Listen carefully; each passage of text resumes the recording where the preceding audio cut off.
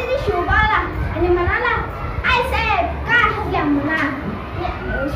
त्या म्हणाल्या, या किल्ल्यावरचा हिरवा निशाण मला बसते.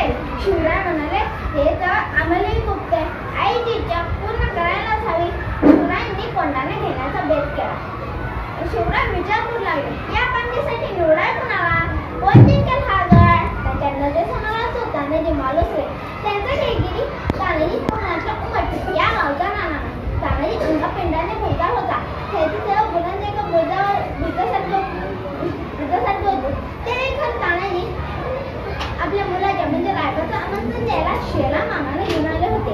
शिवराय म्हणाले, आम्ही रायबाच्या लग्नाला येऊ शकणार नाही, कारण आम्ही जातीची कोणाच्या कामासाठी जाणार आहोत. तेव्हा तानाजी का म्हटला आणि म्हणाला, महाराज तानाजी येत असताना जीवाच्या कामासाठी आपण जाणार, मग आम्ही कशाला? ते काय नाही, आधी लगीन कोंड्यानंतर मग माझ्याला येत. तानाजीनं सोहळ्यासाठी आपल्या मुलाला दोघांनी बाजूला ठेवलं. शिवराय पहिल्यांदा करायचं हा त्याचा मान. कोणाच्या कामगीसाठी निघाले. मध्यरात्रीची वेळ होती. आता ताने उठत होत्या. जरा जवळ बांधा पडला होता. पाऊल नव्हत होता. दबकर तानाजींची मावळे गडाखालच्या दरी जमा झाले. गडाखाली गंधाळ झाडे होती. गडाकडं पारा होता, पण तानाजीकडे उभा होता तिकडे खोल तरी होती, म्हणून तिकडून कोणी येऊ शकणार नाही, म्हणून तिथे पारा नव्हता. हीच बाजू तानाजी निवडली.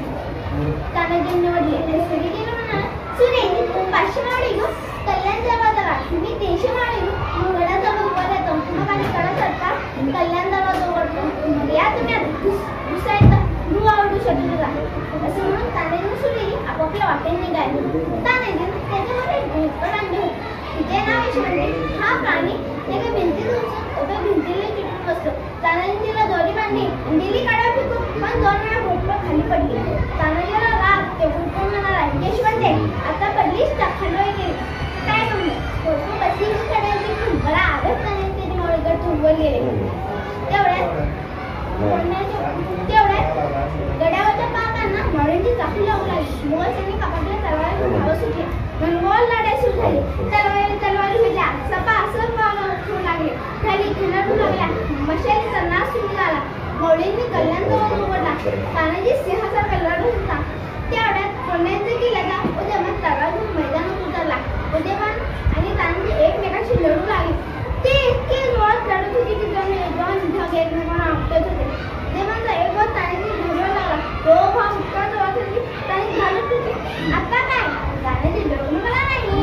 त्याने आपल्या शेला हातावर गुंडाळला. लागला की लढायला घात झाले. एकमेकांच्या अंगावर पडले. दोघे लोखंडी झाले आणि झालं तिथं पडले. तानाजी पडलेला पाहता मावळींनी धीर घेतला. ते घालून पडायला लागले.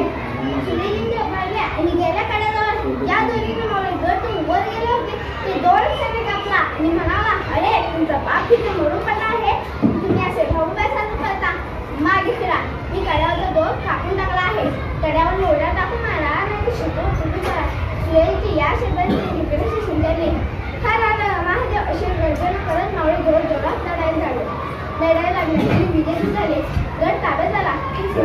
त्यासारख्या शूर तानाजी गेला. ही बातमी महाराजांनी